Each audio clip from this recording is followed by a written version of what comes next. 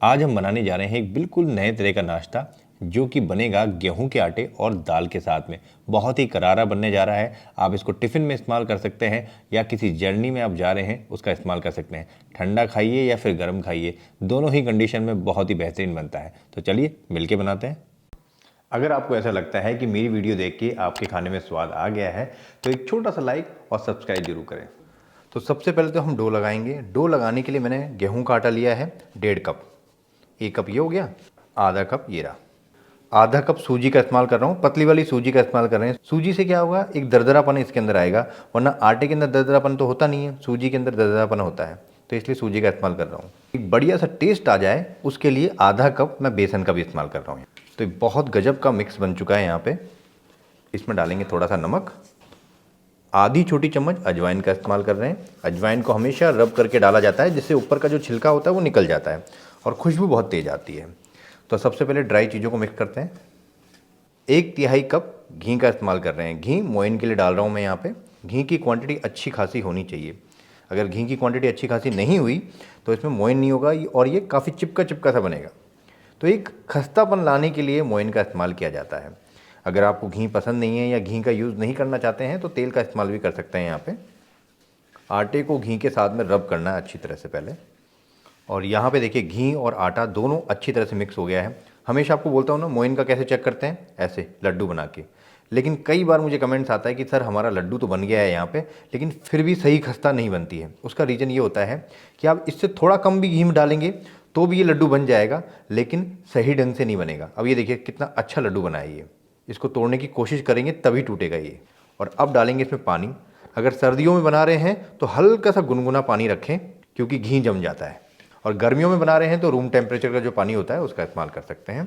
इसका डो लगेगा मीडियम, ना तो बहुत ज़्यादा सख्त और ना ही रोटी की तरह नरम। तो यहाँ पे डो रेडी हो चुका है, लेकिन इसको रेस्ट देना बहुत ज़्यादा ज़रूरी है। एक तो इसमें सूजी है और दूसरा सूजी नहीं भी होती तो भी डो को रेस्ट दिया जाता है, जिसकी वजह से काफ़ी नरम बनता है। हल्का सा पानी डाल देंगे, इससे भीगता रहेगा। कम से कम 15 से 20 मिनट का रेस्ट देते हैं, तब तक इसकी स्टफिंग तैयार करते हैं। स्टफिंग बनाने के लिए मूंग दाल का इस्तेमाल किया है। आधा कप मूंग दाल है। और कभी भी दाल लें हमेशा अनपॉलिश दाल का ही इस्तेमाल करें। इस दाल को हमने लगभग 2 घंटे तक नॉर्मल पानी में भिगो के रखा है। 2 घंटे के अंदर दाल बहुत अच्छी तरह से सॉफ्ट हो जाती है। ये देखिए आराम से टूट रही है। दाल का सॉफ्ट होना बहुत ज़्यादा ज़रूरी है। इसका जो पानी है इसको हटा देते हैं और फ्रेश पानी से एक बार धो लेते हैं। अब दाल को पीसना है, पेस्ट नहीं तैयार करना, हल्का सा दरदरा पीसना है कि दाल के 1 के 2 या 1 के 3 टुकड़े हो जाएं बस। पानी का इस्तेमाल बिल्कुल नहीं करना है इसमें। दाल अपने आप में काफ़ी भीगी हुई है। और यहाँ पे देखिए दाल किस तरह से मैंने पीसी हुई है। दाने लगभग 1 के 2 या 1 के 3 हुए हैं। दाल को बहुत ज़्यादा पेस्ट जैसा नहीं बनाना है, बिल्कुल हाथ में आनी चाहिए इस तरह से, ये नहीं कि पेस्ट बन गया बिल्कुल। इस तरह से दाल रखनी है आप। थोड़ी बहुत साबुत भी रह जाए कोई दिक्कत वाली बात नहीं है, बाइंडिंग सही ढंग से हो जाए, इसीलिए हमने दाल को हल्का सा पीसा है। पल्स मोड पे मुश्किल से 10 सेकंड चलाना है बस। तो चलिए स्टफिंग तैयार करते हैं। अब यहाँ पे लिया है मैंने एक पैन और इसमें डाल रहा हूँ 1 बड़ा चम्मच तेल का। और आपको हमेशा कहता हूँ कि स्टफिंग तैयार करते हैं तो तेल का इस्तेमाल हमेशा कम करते हैं। बस इतना ही तेल लेना है कि अच्छी तरह से तड़का तड़क जाए और जो हम मसाला बना रहे हैं वो बन जाए।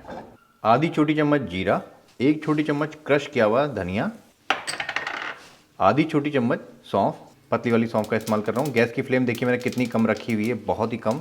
आधी छोटी चम्मच हींग, 1 सूखी लाल मिर्च है जिसको छोटे छोटे टुकड़ों में तोड़ा हुआ है। और यहीं पे डाल देंगे हम यहाँ पे अदरक, 2 इंच अदरक जिसको चॉप किया हुआ है, 2 हरी मिर्च चॉप की हुई। गैस की फ्लेम अभी भी कम है, धीमी धीमी आंच पे इसको भून लीजिए। इस मसाले का जो अरोमा है सेम टू सेम जैसे कचौरी और समोसा होता है उसके मसाले की तरह आता है। और इसको जो पकाने का तरीका होता है, गैस की फ्लेम को बिल्कुल कम रखे ही पकाया जाता है। और इसको बार बार स्टर करने की ज़रूरत नहीं है कि इस तरह से फैला दिया और बार बार इस तरह से कर रहे हैं, नहीं।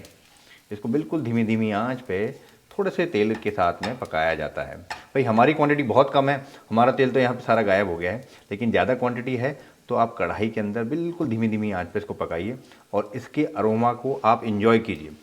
आप इस तरह से इसको देखेंगे तो आपको खुशबू पता लगेगी कि इसमें किस तरह की खुशबू आ रही है। लगभग 2 से 3 मिनट हो चुके हैं इस मसाले को पकते हुए।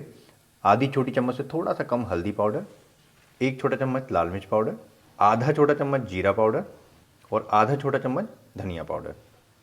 पहले तो इस सूखे मसाले को हल्का सा भून लेते हैं जिससे इसका जो कच्चापन है वो निकल जाए। यहीं पे डाल देंगे 1 छोटी चम्मच कसूरी मेथी। कसूरी मेथी को जब तेल के साथ में इन्फ्यूज़ किया जाता है तो उसका अरोमा बहुत अच्छा आता है। जब मसाला पक जाए उसके बाद में हम डालेंगे इसमें दाल। जो दाल हमने क्रश करके रखी हुई थी वो ऐड कर देंगे यहाँ पे। मीडियम फ्लेम पे इस दाल को भूनेंगे मसाले के साथ में। दाल भीगी हुई है और मूंग की दाल आपको पता ही है कितनी जल्दी पकती है। मसाले में डालेंगे थोड़ा सा नमक स्वाद अनुसार। सफ़ेद नमक डाला, उसके साथ में गंधक वाला फ्लेवर के लिए काला नमक का इस्तेमाल कर रहा हूँ। 1 छोटा चम्मच अमचूर पाउडर, खटाई के लिए, टेंगीनेस के लिए। 1/4 छोटी चम्मच से भी कम गरम मसाला। सभी चीज़ों को करेंगे मिक्स। ये दाल बहुत जल्दी पक जाती है, लेकिन हम इसको ढक के थोड़ा सा और पकाएंगे। और ये सख्त ना हो, कड़क ना हो, इसके लिए आपको यहाँ पे थोड़े से पानी के छींटे मारने होंगे। गैस की फ्लेम को बिल्कुल कम कर दीजिए और 2 से 3 मिनट के लिए इसी तरह से पकाते रहिए। लगभग 2 से 3 मिनट हमने इसको स्टीम में पकाया है। दाल का मसाला बहुत अच्छी तरह से पक चुका है और खुशबू बहुत अच्छी आने लग गई है।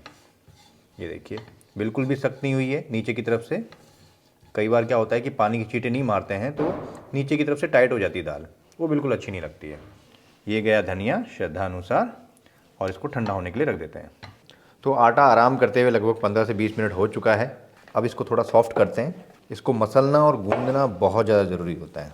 और यहाँ पे हो गया है हमारा आटा नरम। सूजी डाली है, फिर भी आटे को नरम करना बहुत ज़्यादा ज़रूरी है। नरम नहीं होगा तो मज़ा नहीं आएगा।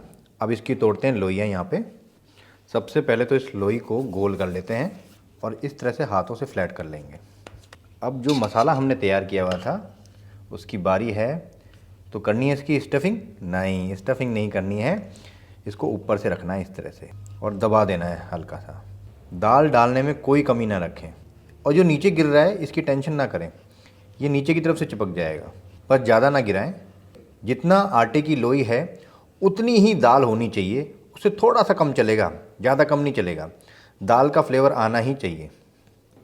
अब बारी आती है इसको बेलने की। तो इस तरह से इसको हल्के हल्के हाथों से बेलना है।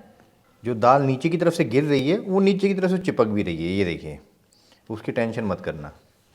जितना हम पराठे को पतला बेलते हैं उस साइज में आप कर सकते हैं। कड़क चाहिए तो पतला बनाइए इसको। दाल अच्छी तरह से डो के अंदर चली जानी चाहिए, बाहर की तरफ नहीं रहनी चाहिए। ये देखिए, दाल अंदर चली गई है पूरी तरह से। जो नीचे की तरफ दाल थी वो नीचे की तरफ से चिपक गई है। इस तरह से हम मीडियम साइज में हमको बेलना है। बहुत ज़्यादा पतला नहीं करना है, बहुत ज़्यादा मोटा भी नहीं रखना है। अब सीधे ले चलते हैं इसको तवे की तरफ।